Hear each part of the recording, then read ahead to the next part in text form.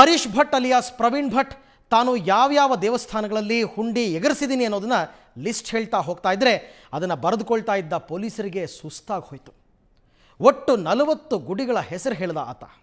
ಕಣಿಯೂರು ಮಠ ತ್ಯಾಗರಾಜನಗರ, ಮಾಧ್ವ ಮಠ ಚಾಮರಾಜಪೇಟೆ, ದುರ್ಗಾ ಪರಮೇಶ್ವರಿ ದೇವಸ್ಥಾನ ಜಯನಗರ, ಆಂಜನೇಯ ದೇವಸ್ಥಾನ ಜೆಪಿ ನಗರ,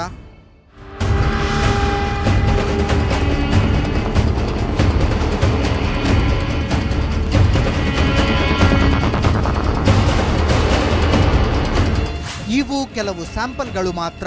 ಈತ ಮಾಡಿದ ಇನ್ನೊಂದು ವಂಚನೆ ಇಂಟ್ರೆಸ್ಟಿಂಗ್ ಆಗಿದೆ. ಕಳೆದ ವರ್ಷ 25/12/2012 ಅದೋನಿಯ ಸುಬ್ರಹ್ಮಣ್ಯ ಭಾರತಿ ಸ್ವಾಮೀಜಿಯವರು ಯಾರೋ ಬೆಂಗಳೂರಿನ ಭಕ್ತರ ಮನೆಗೆ ಪೂಜೆಗೆ ಅಂತೇಳಿ ಬಂದು ಮೆಜೆಸ್ಟಿಕ್ ಬಸ್ ಸ್ಟ್ಯಾಂಡ್ನಲ್ಲಿ ಇಳಿದಾಗ ಈ ವ್ಯಕ್ತಿ ಇವನು ಸಹ ಆ ಸ್ವಾಮೀಜಿಯವರಿಗೆ ಒಂದು 100 ರೂಪಾಯಿ ಹಣ ಕೊಟ್ಟು ಪೂಜಾರಿ ಥರ ಪರಿಚಯ ಮಾಡಿಕೊಂಡಾಗ ಅವರು ಇವನನ್ನು ನಂಬಿ ಅವರ ಸಾಮಾನುಗಳನ್ನು ಅಂದರೆ ಅವರ ಪಾದುಕೆಗಳು, ತುಳಸಿ ಹಾರ, ದತ್ತಾತ್ರೇಯ ವಿಗ್ರಹ, ಇನ್ನೂ ಹಲವಾರು ಬೆಳ್ಳಿಯ ಸಾಮಾನುಗಳನ್ನೆಲ್ಲ ಅವನ ಕಡೆ ಕೊಟ್ಟು ಅವರು ಮೂತ್ರ ವಿಸರ್ಜನೆಗೆ ಅಂತ ಹೋಗಿದ್ದಾರೆ. ಸ್ವಾಮೀಜಿಯವರು ಮೂತ್ರ ವಿಸರ್ಜನೆ ಮಾಡಿ ವಾಪಸ್ಸು ಬರೋದ್ರೊಳಗಾಗಿ ಈ ವ್ಯಕ್ತಿ ಅಲ್ಲಿಂದ ಕಾಣೆಯಾಗಿದ್ದ. ಆನಂತರ ಅವರು ಸ್ವಾಮೀಜಿಯವರು ಬಂದು ಉಪ್ಪಾರಪೇಟೆ ಪೊಲೀಸ್ ಸ್ಟೇಷನಲ್ಲಿ ಒಂದು ದೂರನ್ನು ದಾಖಲಿಸಿದರು. ಈ ಥರ ನಂಬಿಸಿ ಅವನು ನಮ್ಮಿಂದ ಅವನ್ನ ತೆಗೆದುಕೊಂಡು ಹೋಗಿದ್ದಾನೆ ಅಂತೇಳಿ ಅದರಲ್ಲಿ ಒಂದು ನಾವು ಉಪ್ಪಾರಪೇಟೆಯಲ್ಲಿ ನಂಬಿಕೆ ದ್ರೋಹದ ಪ್ರಕರಣವನ್ನು ದಾಖಲು ಮಾಡಿಕೊಂಡು ಈ ವ್ಯಕ್ತಿಯ ಬಗ್ಗೆ ತನಿಖೆಯನ್ನು ಮಾಡ್ತಾಯಿದ್ವಿ.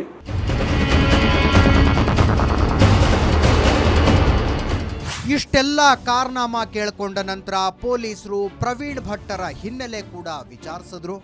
ಇವರು ಮೂಲತಃ ಭದ್ರಾವತಿಯವರು. ಹೈಸ್ಕೂಲ್ನಲ್ಲಿದ್ದಾಗಲೇ ಚಿಕ್ಕಪ್ಪನ ಮನೆಯಲ್ಲಿ ಕಳ್ಳತನ ಮಾಡಿ ಸಿಕ್ಕಾಕೊಂಡ್ರು. ನಂತರ ನೋಡಿದ್ರೆ ಮನೆಯಲ್ಲಿ ಕೂಡ ಅಪ್ಪನ ಜೇಬಿಗೆ ಸಾಹೇಬರು ತೂತು ಕೊರೆದಿದ್ರು ಅನ್ನೋದು ಗೊತ್ತಾಯ್ತು. ಅದನ್ನ ಮನಸ್ಸಿಗೆ ಹಚ್ಕೊಂಡ ತಂದೆ ದೇವರ ಸನ್ನಿಧಾನದಲ್ಲಿದ್ರೆ ಸುಧಾರಿಸಬಹುದು ಅಂದ್ಕೊಂಡು ತಾವು ಪುರೋಹಿತಿಕೆ ಮಾಡಿಕೊಂಡಿದ್ದ ದೇವಸ್ಥಾನಕ್ಕೆ ಕರ್ಕೊಂಡು ಹೋದ್ರೆ ಈ ಪುಣ್ಯಾತ್ಮ ಅದನ್ನೂ ಕೊಳ್ಳೆ ಹೊಡೆದು ಬಿಟ್ಟ.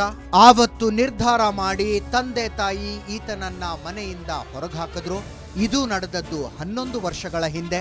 ನೇರವಾಗಿ ಬೆಂಗಳೂರಿಗೆ ಬಂದ ಪ್ರವೀಣ ಚಿಕ್ಕಪೇಟೆಯ ಪೂಜಾರಿಯೊಬ್ಬರ ಹತ್ರ ದೇವಸ್ಥಾನದಲ್ಲಿ ಸಹಾಯಕನಾಗಿ ಸೇರ್ಕೊಂಡ. 15 ದಿನಗಳ ನಂತರ ಆ ಪೂಜಾರಿ ಹತ್ರ ಮೈ ಮೇಲಿನ ಮಡಿ ಬಟ್ಟೆ ಜನಿವಾರ ಬಿಟ್ರೆ ಇನ್ನೇನೂ ಇರಲಿಲ್ಲ. ಆಗ ಅರೆಸ್ಟ್ ಆಗಿ ರಿಮಾಂಡ್ ಹೋಮ್ಗೆ ಹೋದ ಈತ ಹೊರಗೆ ಬಂದ ನಂತರವೂ ಹಳೆ ಚಾಳಿ ಮುಂದುವರೆಸಿದ್ದ.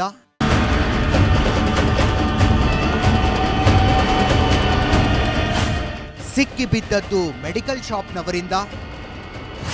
ಚಿಲ್ಲರೆ ಕೊಡ್ತೀನಿ ಅಂದು ಚಿಪ್ಪು ಕೊಟ್ಟಿದ್ದ. ಕಾಯ್ದುಕೊಂಡಿದ್ದು ಹಿಡಿದ್ರು ಮೋಸ ಹೋದವರು. ಯಸ್, ದೇವರಿಗೆ ನಾಮ ಹಾಕಿ ಓಡಾಡಿಕೊಂಡಿದ್ದ ಈತ ಸಿಕ್ಕಾಕೊಂಡಿದ್ದು ಮಾತ್ರ ವಿಕ್ಟೋರಿಯಾ ಆಸ್ಪತ್ರೆ ಹತ್ರ ಇರೋ ಶ್ರೀ ಮೆಡಿಕಲ್ಸ್ನವರಿಗೆ ಟೋಪಿ ಹಾಕೋದಕ್ಕೆ ಹೋಗಿ. ದೇವಸ್ಥಾನದ ಹುಂಡಿ ಎಗರಿಸಿದಾಗ ಪ್ರವೀಣ್ ಭಟ್ಗೆ ಚಿಲ್ಲರೆ ಕಾಸೆ ಜಾಸ್ತಿ ಸಿಕ್ತಿತ್ತು. ಅವನ್ನ ಅಂಗಡಿಗಳಿಗೆ ಕೊಟ್ಟು ಗರಿ ಗರಿ ನೋಟು ಪಡಿತಿದ್ದ. ಹಂಗೆ ಈ ಶ್ರೀ ಮೆಡಿಕಲ್ಸ್ನವರಿಗೆ 2-3 ಸಲ ಕೊಟ್ಟಿದ್ದ. ಪೂಜಾರಿ ಚಿಲ್ಲರೆ ಕಾಸು ತಂದು ಕೊಟ್ಟು ನೋಟ್ ಇಸ್ಕೊಂಡು ಹೋಗೋದು ಇವರಲ್ಲಿ ಸಂಶಯ ಮೂಡಿಸಿರ್ಲಿಲ್ಲ. ಮೊನ್ನೆ ಹಂಗೆ ಬಂದು 30,000 ರೂಪಾಯಿಯ ಚಿಲ್ಲರೆ ನಾಣ್ಯ ಇವೆ ಅಂದ. ಬಂದ್ಬಿಟ್ಟು ಈ ಥರ ನನ್ನ ಹತ್ರ ಚೇಂಜ್ ಇದೆ ತೊಗೊಳ್ಳಿ ಅಂತ ಹೇಳ್ಬಿಟ್ಟು ಕೊಡ್ತಾನೆ. ಆ ಥರ ನಾವು ತೊಗೊಂಡಿದ್ದೀವಿ. ಆಮೇಲೆ ಒಂದು 10 ದಿನ ಬಿಟ್ಟು ಬಂದು ನಮ್ಮ ಹತ್ರ 30,000 ರೂಪಾಯಿ ಚೇಂಜ್ ಇದೆ ಅಂತ ಹೇಳ್ಬಿಟ್ಟು ಕರ್ಕೊಂಡು ಹೋಗಿ ಈ ಥರ ಮಾಡಿದ್ದಾರೆ. ಶ್ರೀ ಮೆಡಿಕಲ್ಸ್ನವರು ನಂಬಿ 30,000 ರೂಪಾಯಿ ಎಣಿಸ್ಕೊಟ್ರು. ದೇವಸ್ಥಾನದಲ್ಲಿ ನಾಣ್ಯಗಳನ್ನ ಚೀಲ ತುಂಬಿಟ್ಟಿದ್ದೀನಿ, ಕೊಡ್ತೀನಿ ಬಾ ಅಂತ ಮೆಡಿಕಲ್ಸ್ನ ನೌಕರನನ್ನ ಕರ್ಕೊಂಡು ಹೋದ ಪ್ರವೀಣ್ ಭಟ್ಟ. ಆಗಲೂ ಇವರಿಗೆ ಡೌಟ್ ಬರಲಿಲ್ಲ. ಆದ್ರೆ ಇಲ್ಲೇ ಇರು ದುಡ್ಡು ತರ್ತೀನಿ ಅಂತ ಹೇಳಿ ದೇವಸ್ಥಾನಕ್ಕೆ ಹೋದವನು ಯಾವಾಗ ಹಿಂದಿನ ಬಾಗಿಲಿನಿಂದ ಬೇರೆ ಕಿತ್ನೋ ಆಗಿರೋ ಮೋಸ ಗೊತ್ತಾಗಿತ್ತು.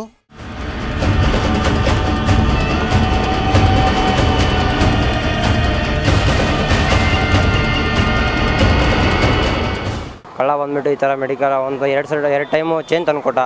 ಒಂದು 10,000 ಆ ಥರ ಮೆಡಿಕಲಲ್ಲಿ. ನಮ್ಮ ಓನರ್ ಹೆಸರು ಸುಭಕರನ್ ಅಂತ. ಅವ್ರ ತಂದುಕೊಟ್ಟ. ಅವ್ರಿಗೆಲ್ಲ ಪರಿಚಯ ಆಯಿತು. ಮತ್ತು 10,000 ಚೇಂಜ್ ತಂದುಕೊಟ್ಟ.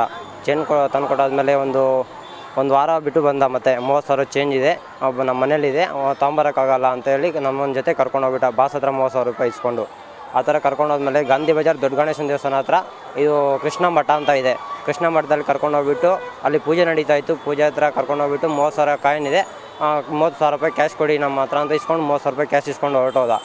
ಹೋದ ನಂತರ ಹಿಂದೆ ಒಂದು ಗೇಟ್ ಇದೆ, ಗೇಟ್ ಅಂತಾರೆ ಎಸ್ಕೇಪ್ ಆಗೋಗ್ಬಿಟ್ಟಿದೆ. ಪಾಪ ಅಂಗಡಿ ಮಾಲೀಕರಿಂದ ಬೈಸಿಕೊಂಡ ಈ ಹುಡುಗ ಆವತ್ತಿನಿಂದ ಆ ಭಟ್ಟನ್ನ ಹೆಂಗಾರು ಮಾಡಿ ಹಿಡಿಬೇಕು ಅಂತ ಶತಪ್ರಯತ್ನ ಮಾಡ್ತಿದ್ದ.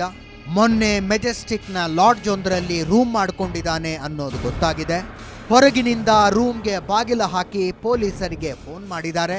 ಅಲ್ಲಿ ಸಿಕ್ಕಿಬಿದ್ದ ನೋಡಿ.